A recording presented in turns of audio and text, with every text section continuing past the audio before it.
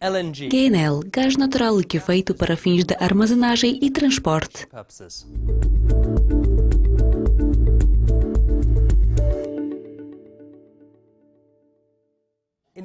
Neste episódio do Resumo das Commodities, analisaremos GNL, que é o gás natural liquefeito. O que é importante é fazer a distinção entre GNL e GLP.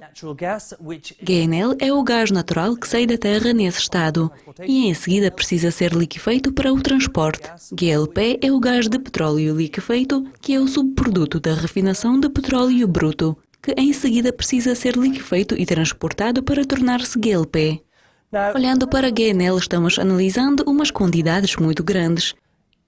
A produção anual é cerca de 3,5 trilhões de metros cúbicos e o comércio mundial é cerca de 250 milhões de toneladas.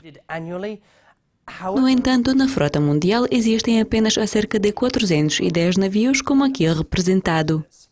Quando estamos analisando GNL, temos de considerar o gás natural em si e olhar para a produção e consumo. Primeiramente, em termos de produção, podemos observar que o GUA é o maior produtor único, com cerca de 23% da quota mundial, seguindo por Rússia, Irã e Catar. Na parte do consumo, novamente, podemos ver que o GUA é o maior consumidor individual, e eles têm cerca de 22% da quota mundial, seguindo pela Rússia e China. Aqui podemos observar uma imagem bastante interessante, onde a percentagem da participação da Rússia é consideravelmente menor que a sua produção, assim como a sua exportação é enorme e o caso do GUA é muito semelhante. Um par de anos atrás, antes do início da extração do gás natural, a situação era bastante diferente, assim como naquela altura os Estados Unidos costumavam importar uma grande quantidade de gás natural e eles tinham toda a sua infraestrutura construída para essas importações. Agora eles tornaram-se essencialmente autossuficientes em gás natural. Recentemente, a primeira facilidade para a exportação entrou em operação. Por isso, os GUA provavelmente vão se tornar o exportador líquido no futuro. Em termos da exportação e importação do gás natural liquefeito, podemos ver que o Catar é o maior exportador, seguido pela Austrália. Assim como na costa da Austrália existem muitas instalações de produção. A Shell acabou de colocar uma instalação de produção enorme que é essencialmente uma refinária flutuante.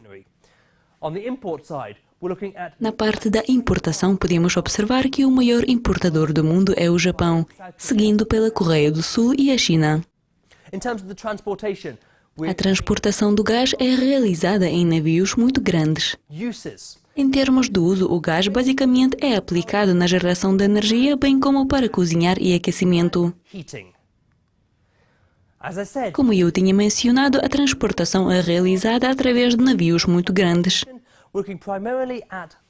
principalmente de um determinado porto para o outro mesmo porto, porque a infraestrutura que tem de ser instalada é muito cara. Nesse seguimento é muito complicado de mudar de repente destinos ou portos. Os navios em si normalmente são muito enormes. Uma única limitação que temos é chamada Qmax, o que significa o máximo tamanho que pode entrar em Catar, que é uma carga de 130 mil toneladas entregada no navio com comprimento a cerca de 340 metros. Dentro desses navios você tem grandes tanques que normalmente são revertidos no interior com aço inoxidável e têm de ser muito robustos para operar com GNL, que tem de ser transportado em temperaturas muito baixas. Em termos de riscos, o GNL em si, em forma líquida, não é particularmente inflamável. No entanto, caso de alguma evaporação, então aquele gás líquido pode ser muito inflamável e muito perigoso. Caso contrário, se o GNL entrar em contacto com a água, neste caso poderá ocorrer uma explosão. Portanto, todas essas sistemas transportadoras de GNL têm sistemas muito avançados incorporadas no lugar para lidar com qualquer fervura da carga.